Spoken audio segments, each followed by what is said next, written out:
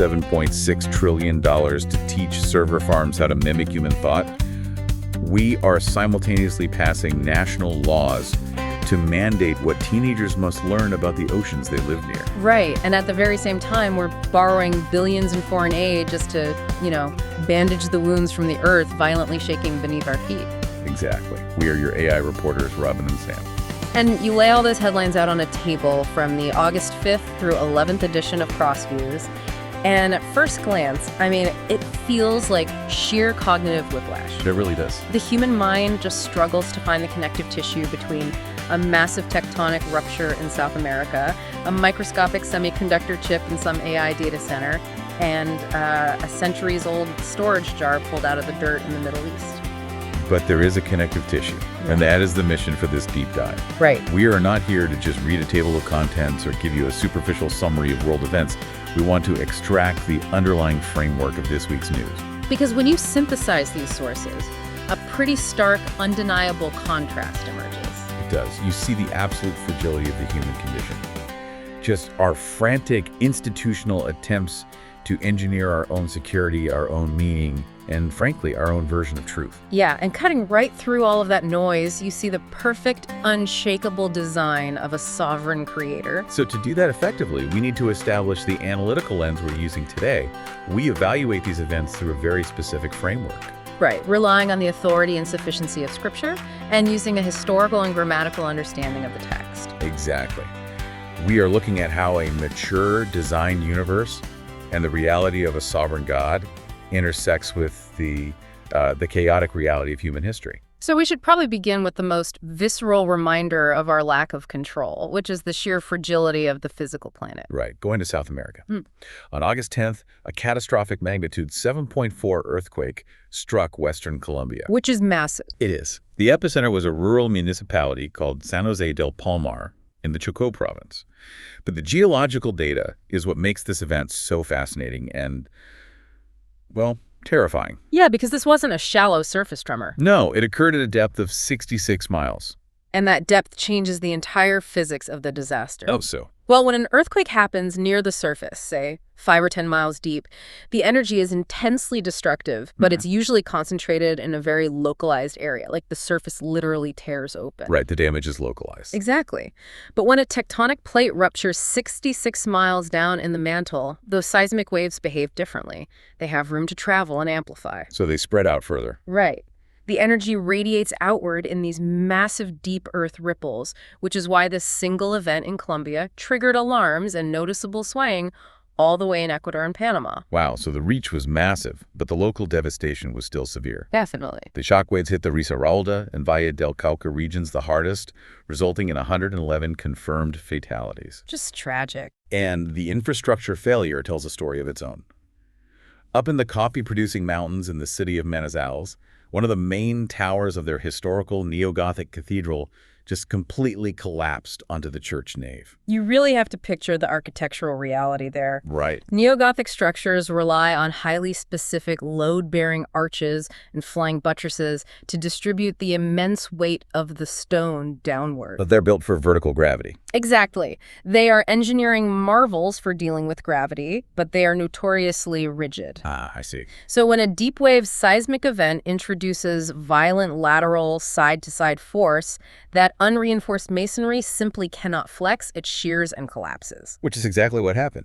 President Abelardo de la Espriella immediately declared a national state of emergency. You have over 1,500 homes damaged. Yeah, dozens completely flattened, and the public health centers and schools structurally compromised. And while the Earth is cracking open on one side of the Pacific, the atmosphere is utterly collapsing on the other. Right. Our sources pivot to the Philippines, detailing the severe impact of the Habagat. And for those who don't know, the Habagat isn't just a typical rainstorm. No, it is the southwest monsoon. It's this massive seasonal atmospheric shift that pulls immense amounts of moisture straight off the Indian Ocean and just dumps it across the archipelago. And this week, it was enhanced by the atmospheric pressure systems of 2 tropical cyclones, Luis and Maymay, which resulted in catastrophic flooding and landslides across the island of Luzon, claiming at least 15 lives. The topography of Luzon, specifically around places like Baguio City, makes it incredibly vulnerable to this specific kind of weather. Because it's so mountainous. Right, exactly. Baguio is highly elevated, built into the steep slopes of the Cordillera Central Mountain Range. Right. So when you dump that volume of monsoon rain onto steep, deforested, or heavily urbanized slopes, the soil reaches absolute saturation. The water just overwhelms the ground. The water pressure actually forces the soil particles apart, removing the friction that literally holds the mountain together. Which is tragically what caused the disaster in Barangay Sorong. Yeah. A massive section of the saturated slope gave way, completely burying 3 residential homes in a landslide. Just heartbreaking. The reports confirmed 6 deaths in that one incident, including young children and a high school student. First responders did manage to pull 3 survivors from the debris, including a 77-year-old pastor. Wow. But the overarching picture here is one of total systemic vulnerability. Absolute. Whether it's the tectonic plates shifting 66 miles below ground or the atmospheric rivers collapsing from above, humanity is constantly reminded that the physical environment is just not under our jurisdiction. Right, we don't control the weather. But the natural human response, specifically the institutional response, is to try and financially leverage our way out of that vulnerability. Yeah, to buy our way into security. Look at the massive economic move the Philippine government just made in response to these compounding pressures. Secretary Ma Teresa Lazaro signed an agreement securing an 11.54 billion peso loan from Japan, That's a huge number. utilizing the Japan International Cooperation Agency and the Asian Development Bank. This is the Build Universal Healthcare Program, right? BUHC3. Exactly.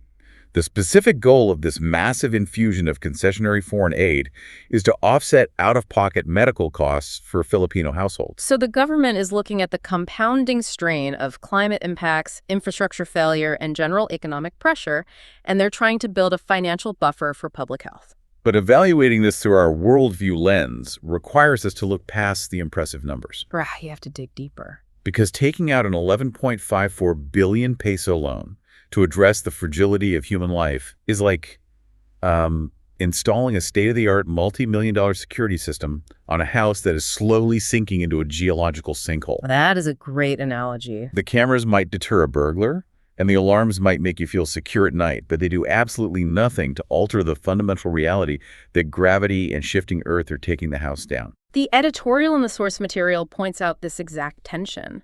A massive foreign loan is a tangible, well-meaning effort by a human institution to provide necessary care. Yeah, it's not a bad thing in itself. Right. We can view medicine, hospitals, and disaster relief funds as common grace provisions. Definitely. But the text rightly notes that external funding cannot eliminate the systemic issues of administrative inefficiency or corruption. No, it can't. And more importantly, it cannot cure the fundamental reality of human mortality. The theological reality check here is just unavoidable. When a magnitude 7.4 earthquake hits, it violently strips away the modern illusion of autonomy. It forces a reckoning with the brevity of life. James chapter 4, verse 14 states this with devastating clarity. You do not know what tomorrow will bring. What is your life? For you are a mist that appears for a little time and then vanishes. And Psalm chapter 46, verses 1 through 3, provides the anchor for that reality. It declares that God is our refuge and strength, a very present help in trouble, explicitly stating that we will not fear, though the earth gives way and the mountains be moved into the heart of the sea. The biblical framework doesn't deny the terror of the physical world. No, it just relocates our security entirely outside of the physical world. But you know, I can hear the tension some listeners might feel with this. Oh, sure. Because if God is entirely sovereign over the subduction of the Nazca Plate in Colombia, and he is sovereign over the atmospheric pressure systems guiding the Habagat into Baguio City, it raises a practical dilemma. The why bother question. Exactly. Why should a city council bother with urban zoning? Why should a government secure a loan to build a stronger hospital? If the earth shaking is in God's hands, isn't pouring concrete just an exercise in futility? Right, but that tension is resolved by understanding the biblical definition of stewardship. Recognizing divine sovereignty has never been a biblical excuse for fatalism. Right, we still have to act wisely. Exactly. Proverbs chapter 22, verse 3 establishes a clear mandate for civil wisdom. The prudent sees danger and hides himself, but the simple go on and suffer for it. So public officials have a God-ordained duty to practice wise stewardship. Absolutely. Passing rigorous building codes, managing public funds with integrity, and planning drainage systems for monsoon seasons, those are acts of obedience in the realm of civil authority.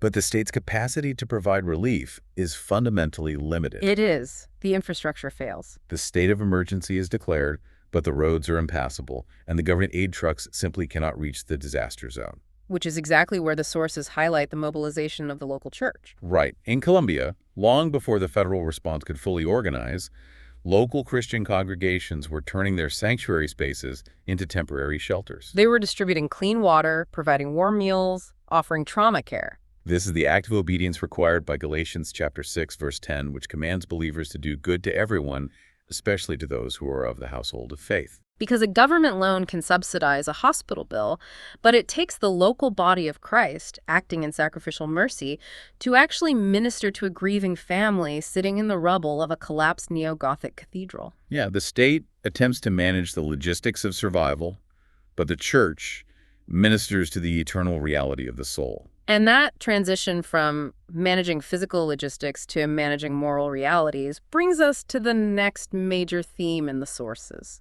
Right, because when human beings realize we cannot control the weather or the tectonic plates, we pivot our efforts toward trying to control the moral and social order. We turn to the machinery of the state to enforce justice and to shape the minds of the next generation. And the CrossView stack provides three distinct, highly complex examples of human government attempting to exert its authority and manage society. Starting with a massive geopolitical legal battle in the Philippines. Right. The United States has issued a formal extradition request for Apollo Quiboloy, the founder of the Kingdom of Jesus Christ, or KJC. He was arrested in Davao City and is currently detained in Pasig City, right? Exactly. The U.S. is seeking his extradition on severe federal sex trafficking charges originating in California. And the mechanics of this are playing out between the Philippine Department of Foreign Affairs and the Department of Justice, operating under a 1994 extradition treaty between the two nations. So how does that treaty work in this context? Well, for an extradition to proceed, the legal principle of dual criminality must be satisfied. Dual criminality. Meaning the alleged crimes must be recognized as offenses punishable by law in both the requesting and the requested countries. And the allegations involved here are just horrific, centering on the trafficking of young women and minors through extreme coercion. Yeah, specifically using threats of eternal damnation to enforce compliance. It's awful. And Quiboloy's defense strategy has heavily leaned on claiming immunity based on his status as a self-proclaimed religious leader. He's essentially attempted to present his organization as entirely outside the jurisdiction of secular law. Like the rules don't apply to him. Right, arguing that civil authorities have no right to interfere with his so-called spiritual authority. But evaluating this claim requires a precise theological understanding of the role of the state.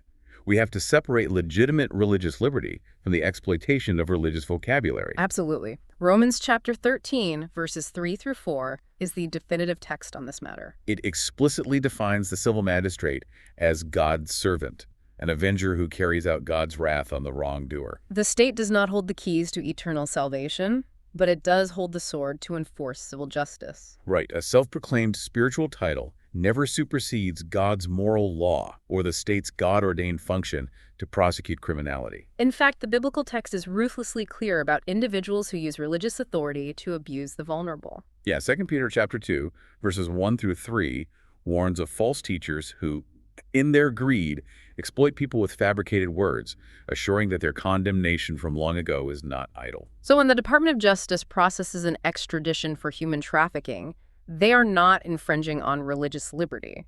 No, not at all. They are executing the common grace of justice. But the state's role becomes much more philosophically complicated when it moves from punishing violent crime to mandating the intellectual and moral formation of children. Yeah, that's where the lines get blurry. The sources highlight two significant legislative moves in the Philippines regarding education. First, we have the Early Childhood Care and Development System Act, or RA 2199. The implementing rules and regulations were recently signed by key cabinet secretaries, including Angara and Romula. And the objective here is to build a comprehensive state network managing the health, nutrition, and early education of children from birth up to 8 years old. Concurrently, you have House Bill 10587, known as the West Philippine Sea Education Act. Right. This bill seeks to mandate that all schools, from basic early education through the collegiate level, integrate studies on the Philippines' maritime rights. To understand the necessity of this bill from a national defense perspective, we really have to look at the geopolitical context. Right. The curriculum would focus on the UNCLOS framework, the United Nations Convention on the Law of the Sea, and the 2016 Arbitral Award. And UNCLOS is the international treaty that defines a nation's 200 nautical mile exclusive economic zone. Which is a big deal in that region. Huge. In 2016, the Permanent Court of Arbitration in The Hague ruled decisively in favor of the Philippines, legally invalidating China's expansive 9-line claims over the South China Sea. So mandating that students understand the sovereign borders and maritime rights of their own nation makes complete sense for civic defense and national stewardship. It does. But evaluating these two bills together, the Early Childhood Act and the Maritime Education Act, forces us to ask a critical boundary question. Right. A state nutrition program is helpful, and a civic geography class is necessary. But at what point does a state apparatus cross the line from assisting a family to attempting to replace the parents as the primary architects of a child's worldview? The editorial evaluation draws a sharp line here based on the doctrine of the family. The state has a legitimate, limited role in public health and civic order. But the state did not create the family, nor does it own the children. Exactly. Children are a stewardship entrusted by God directly to parents. Deuteronomy chapter 6, verses 6 through 7, explicitly commands parents to teach God's statutes diligently to their children, talking of them when sitting in the house and walking by the way. And Ephesians chapter 6, verse 4, places the responsibility for bringing children up in the discipline and instruction of the Lord squarely on the shoulders of fathers. So when a government agency drafts guidelines for the developmental milestones of a 3-year-old, or mandates a specific historical narrative for a teenager, it is operating in a space that fundamentally belongs to the home. The state oversteps its God-ordained boundary when it attempts to usurp the moral and spiritual authority of the family, or when it mandates an ideological framework that contradicts biblical truth. We just see this constant human tendency to outsource our deepest responsibility. We really do. We outsource our physical security to foreign banking loans, we outsource our moral justice to international extradition treaties, and we continually tempt the state to outsource our parental duties to public curriculums. But the most alarming trend in the sources shows that we have taken this desire to outsource to an entirely unprecedented level. We are now attempting to outsource our very capacity for thought, wisdom, and creativity to a machine. Yeah, the transition from managing the physical state to manufacturing a synthetic mind brings us to the staggering economic and social realities of the artificial intelligence boom. The financial data reported by Washington Stand is difficult to even comprehend. It really is. Goldman Sachs is projecting that by the year 2031, global investments in AI infrastructure will hit $7.6 trillion. To contextualize that number, $7.6 trillion is roughly equivalent to the cost of rebuilding the entire global energy grid. Wait, really? The entire global grid? Yes. We are witnessing an industrial revolution that is entirely invisible to the naked eye, taking place inside massive hyper-cooled server farms. And it is creating a fascinating economic environment that analysts are calling a pricing paradox. Right. On one hand, the raw unit of AI computation is becoming incredibly cheap due to fierce market competition. For instance, the Chinese tech firm DeepSeek has driven their price down to just 28 cents per million output tokens. Meanwhile, Anthropic, an American provider, is charging roughly $25 per million tokens for access to their most advanced models. We probably need to explain the mechanics of what a token actually is to understand why this matters. Right. When a user types a prompt into a large language model, the software does not read the words the way a human reads a book. How does it process them? It breaks the text down into mathematical fragments called tokens, which is roughly equivalent to 3/4 of a word. Okay. The model converts those tokens into high-dimensional vectors, mapping the mathematical relationships between concepts based on the trillions of data points it was trained on. So it's all just math? Completely. When it generates a response, it is not actually thinking. It is rapidly calculating the statistical probability of what the next token should be, one fragment at a time. So it is a hyper-advanced probability engine. Exactly. And because the individual token is so incredibly cheap, tech corporations are embedding this probabilistic calculation into everything. Every email client, every search engine, every customer service interface. The volume of our consumption is just astronomical. It functions like an invisible, slow leak in the plumbing of the global economy. Right. You don't hear the water dripping, but the meter is spinning at a terrifying rate. The corporations spending those trillions on data centers and the massive electrical grid required to power them are not absorbing those costs. No, they're passing them directly to the consumer. The cost of AI infrastructure is buried in your rising insurance premiums, your increased banking fees, and your medical billing, even if you personally never open a generative chatbot. But the financial drain is really secondary to the psychological and spiritual toll here. It is. The source material documents a rising cultural phenomenon known as digital burnout. Yeah, there is a measurable, surging demand for physical, analog media vinyl records, printed paper books, in-person social events. As the world becomes flooded with synthetic, algorithmically generated content, human beings are experiencing a profound, intrinsic hunger for reality. We are realizing that a frictionless digital convenience just cannot satisfy the human spirit. And this friction is most evident in the academic environment, which has become an absolute ethical minefield. The article highlights a college psychology student named Lily Brown. She is tasked with reading dense philosophical texts and writing essays. And she uses generative AI to outline her papers and synthesize the arguments. So she finds herself trapped in a modern dilemma. Is this software acting as a tutor, helping her learn, or is it fundamentally doing the learning for her? The pressure from the marketplace is immense, though. A recent survey from the Kogod School of Business revealed that 42.6% of students are now being explicitly asked about their AI proficiency during job interviews. Wow. So universities penalize students for using it, while employers demand fluency in it. Exactly. And the breaking point of this tension was actually caught on video at the University of Arizona's commencement ceremony. Oh, right. Former Google CEO Eric Schmidt stood before 10,000 graduating students and delivered a highly utopian speech predicting that AI would seamlessly automate and transform every profession, every classroom, and every hospital in their future. And the response from the crowd wasn't applause. The graduates loudly and aggressively booed him. That visceral reaction is incredibly telling. It is. They weren't just booing a billionaire. They were reacting to an existential threat. Because in the 20th century, machines were built to automate physical, manual labor. But generative AI is attempting to automate cognitive labor, creativity, synthesis, and problem solving. The students intuitively recognize that removing the struggle from human labor threatens human dignity. And the theological evaluation of this is profound.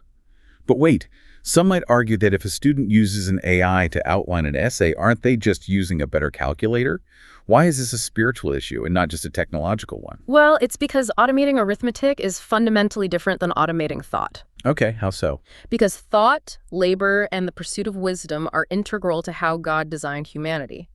Colossians chapter 3, verse 23 commands, "Whatever you do, work heartily, as for the Lord and not for men." So there is an inherent God-given dignity in the struggle of learning. Exactly. Reading a difficult text, wrestling with complex logic, and synthesizing an argument is how the human mind is sharpened and character is formed. When you outsource the cognitive struggle to a server farm, you bypass the growth process entirely. A machine cannot possess a soul. It cannot exercise moral discernment. It is utterly incapable of providing biblical counsel. Proverbs chapter 2, verse 6 explicitly states, "For the Lord gives wisdom, from his mouth come knowledge and understanding." True wisdom is relational and reverential. It begins with the fear of the Lord, not with statistical probability. Right, and when we allow algorithms to synthesize our understanding of reality, we severely weaken our capacity to discern truth. We risk violating the clear principle established by the Apostle Paul in 1 Corinthians chapter 6, verse 12. All things are lawful for me, but I will not be dominated by anything. When human beings become mastered by their tools, when we cannot write, think, or create without a synthetic prompt, we surrender our God-given agency to secular engineered systems. The AI boon reveals our dangerous modern desire to create a synthetic reality.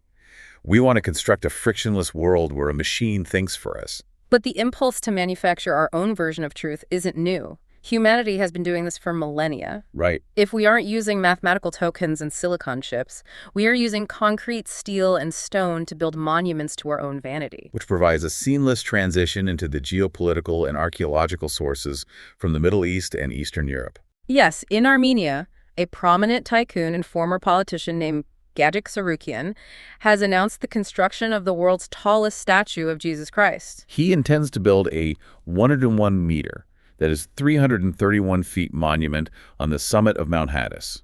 To put that in perspective, it will completely dwarf the iconic Christ the Redeemer statue in Brazil, which stands at only 125 feet. Wow, it's massive. But Sarukian's stated motivations are what make this project so revealing.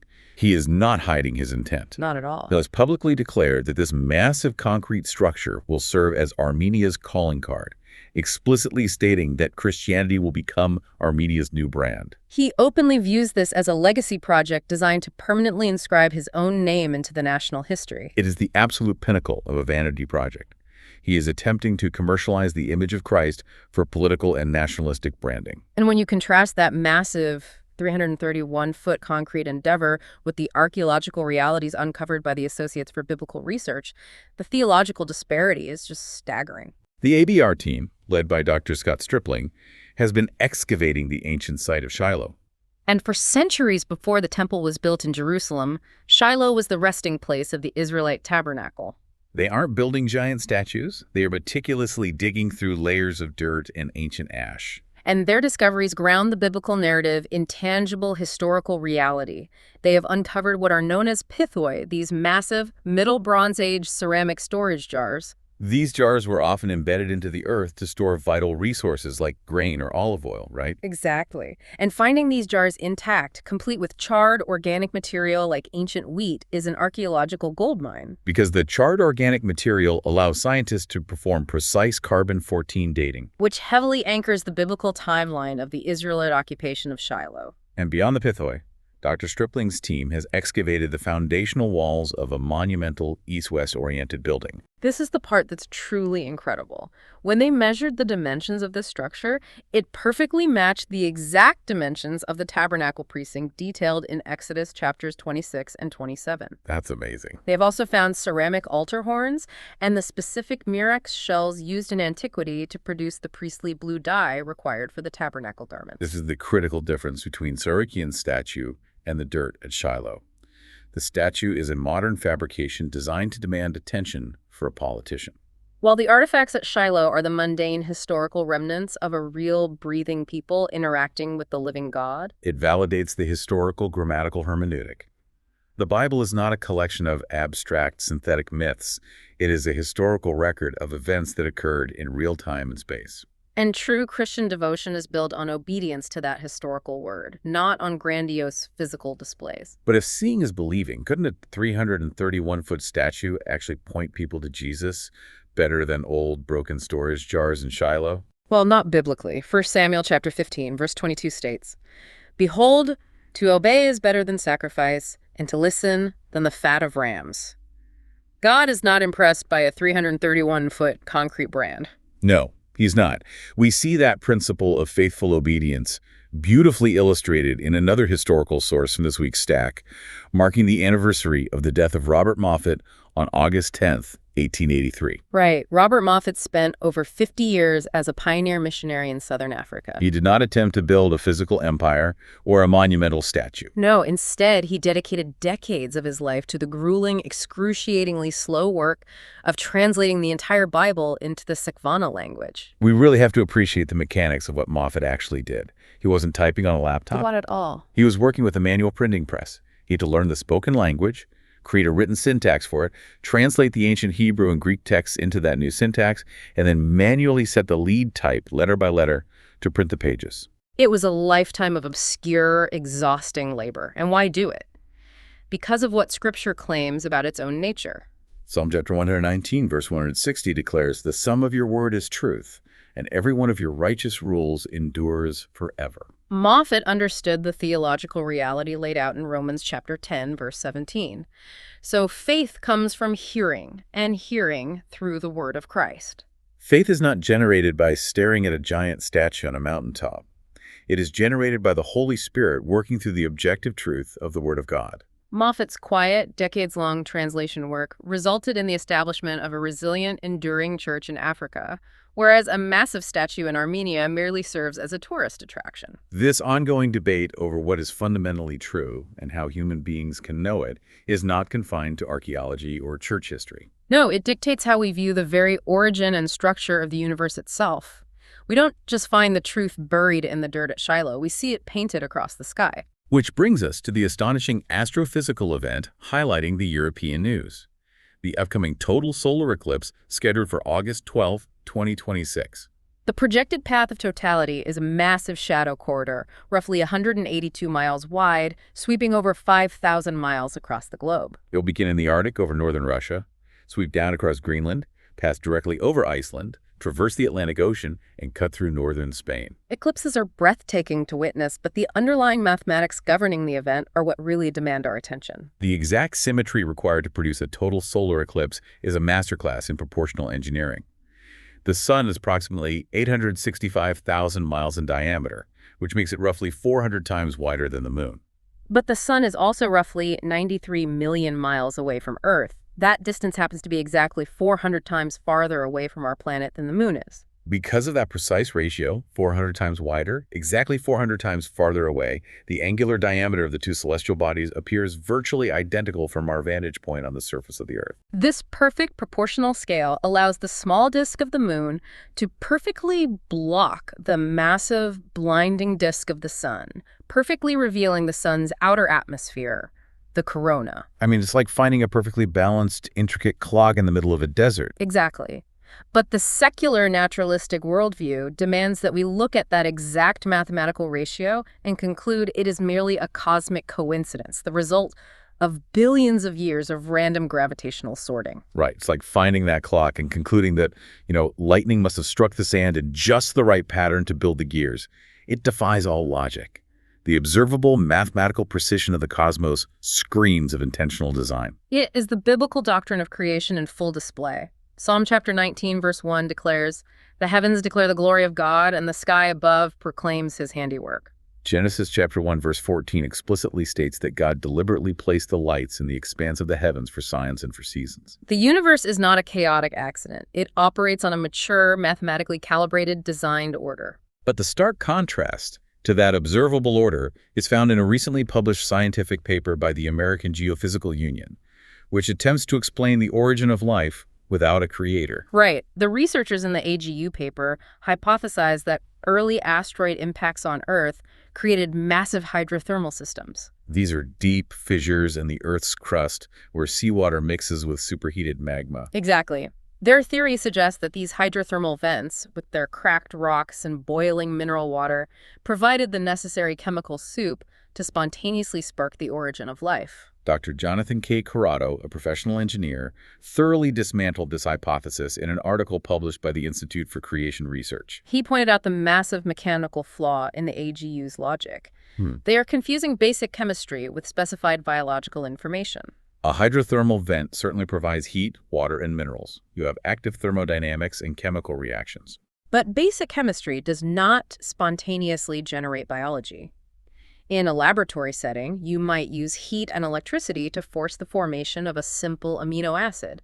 But an amino acid is not life. It's the difference between accidentally spilling a bottle of ink on a piece of paper and using that ink to write a complex, syntactically perfect instruction manual. Exactly.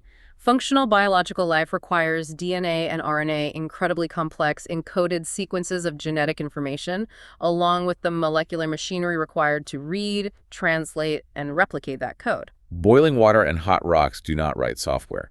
Physical mechanisms, completely devoid of intelligence, have never been observed to generate specified, complex information. As Dr. Corrado rightly noted, interpreting the data this way requires a massive leap of faith.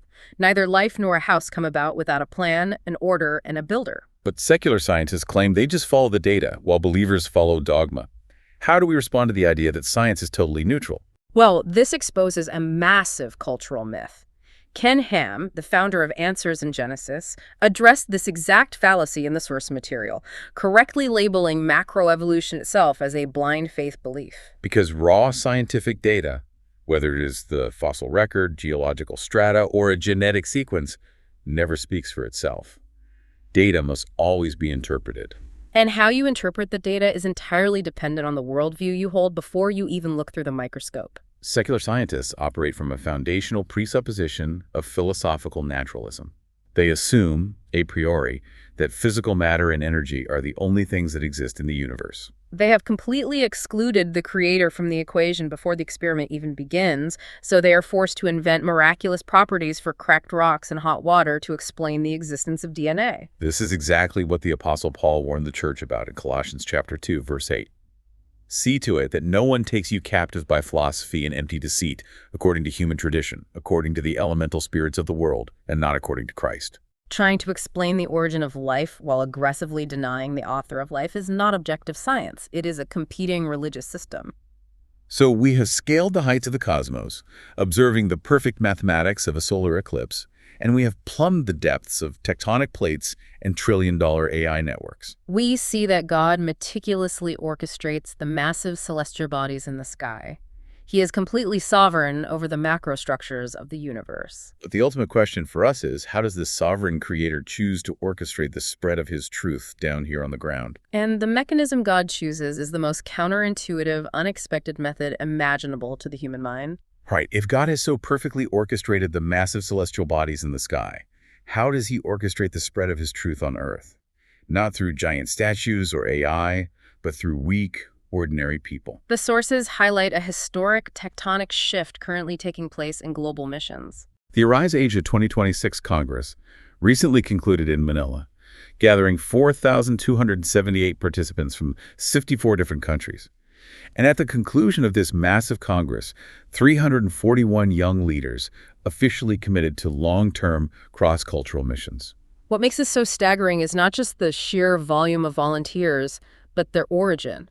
Dr. David Rowe, the executive director of Arise Asia, highlighted that we are currently in the middle of a massive 100-year transition in missiology. Because for the last century, global missions primarily consisted of affluent Western nations sending well-funded missionaries into developing countries. But that paradigm has inverted. The new wave of missionaries is emerging from non-Western nations that are deeply afflicted by poverty, political instability, and intense religious persecution. And these young leaders are being deployed to some of the hardest, most unreached, restricted access regions on the planet. Dr. Rowe made a fascinating strategic observation about this shift. He pointed out that it is actually far more effective for a believer who grew up in a war zone or under a repressive regime to adapt to a high-risk mission field. Because they possess an innate resilience. They don't expect a functional power grid, a reliable police force, or cultural acceptance. They expect hardship, which makes them incredibly potent messengers in hostile territory. It is a stunning display of the theological reality outlined in 1 Corinthians chapter 1, verses 27 through 29. But God chose what is foolish in the world to shame the wise. God chose what is weak in the world to shame the strong, so that no human being might boast in the presence of God. God is using the persecuted and the impoverished to advance the gospel in places where Western wealth simply cannot penetrate. However, the editorial source included a vital, sobering caveat regarding this mobilization. Passion for the lost and a willingness to suffer are incredible traits, but they cannot replace the necessity of proven biblical character and deep theological training. Right. The biblical model of church governance demands that local church elders carefully oversee the deployment of any missionary. 1 Timothy chapter 3, verse 6 explicitly warns against elevating a recent convert or an untested leader, lest they become puffed up with conceit. A young, zealous leader from a persecuted nation still requires rigorous elder-led oversight. They need robust theological training to protect their own spiritual health and to ensure the absolute integrity of the gospel message they are carrying. Which perfectly connects to the other massive ministry movement detailed in our sources, the strategic expansion of the Masters Academy International, or TMAI, across Europe. TMAI operates on a very specific philosophy of ministry. They do not export Western pastors to fill pulpits. Instead, they focus entirely on training local indigenous men in the rigorous discipline of expository preaching. Expository preaching being the careful, historical, grammatical exegesis of the text, drawing the meaning out of the scripture, rather than reading cultural ideas into it. Precisely. And they conduct this training through a modular class format. They operate training centers in places like Germany, Italy, Albania, and incredibly, in Ukraine, where classes are held amidst active air raid sirens and rolling power outages. The modular format allows these pastors to receive world-class seminary instruction without having to abandon their local churches or their war-torn communities. There is a deep, profound irony here. Yeah. Western Europe is the very place that produced and sent out missionaries like Robert Moffat a century ago. It is the home of massive, ancient cathedrals. Yet today, it is a largely secular, post-Christian mission field that relies heavily on grassroots, intensive pastoral training provided by global networks just to keep small, faithful, local churches alive. We talked about billions spent on healthcare and trillions on AI. Why does God choose to use underfunded, persecuted people in places like Ukraine to do his most important work? Because it perfectly illustrates that a grand physical cathedral cannot sustain true faith any more than a 331-foot statue in Armenia can. TMAI's educational model is the exact antithesis of the fast, superficial, AI-driven culture we evaluated earlier. It is incredibly slow. It requires agonizing patience. It is highly localized and meticulously led by qualified elders. And the sources note that 80% of the instruction in these European centers is now conducted by national graduates in their native languages. Synthesizing all of this brings the stark contrast of our deep dive into sharp focus. We began by looking at human governments taking out 11.54 billion peso loans to manage the failing health of a population living on shifting tectonic plates. We saw tech corporations projecting $7.6 trillion to build server farms that simulate human thought, leading to digital burnout. We analyzed the limits of the state, realizing that international extradition treaties and federal education mandates cannot replace the moral authority of the family or the justice of God. We witnessed the vanity of men building massive concrete statues to brand their legacy, contrasted with the quiet, enduring archaeological truth of a storage jar in Shiloh and the lifelong translation work of Robert Moffat. And when we looked at how God operates, we saw a creator who perfectly calibrates a 2,159-mile-wide moon to perfectly eclipse a sun 93 million miles away, dismantling the secular myth of random macroevolution. Yet this same God bypasses the trillions of dollars and the massive government systems to do his most important, eternal work. He chooses underfunded, persecuted people from war-torn nations, gathering in small, unheated modular classrooms in Ukraine, to meticulously study an ancient text. Why? Because God is entirely jealous for his own glory. When a multi-trillion-dollar AI infrastructure solves a logistical problem, humanity praises its own engineering. But when a traumatized pastor faithfully preaches the word of God, and a broken community is genuinely healed and granted eternal hope, no one can point to human ingenuity.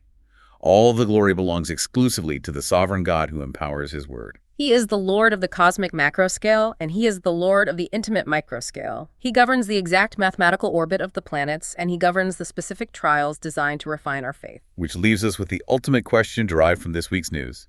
Where are you placing your trust this week? Are you putting your hope in the synthetic convenience of artificial intelligence, the shifting financial promises of human government, or the fragile concrete structures of this world? Or are you resting in the enduring, historical, sovereign reality of God's perfect design?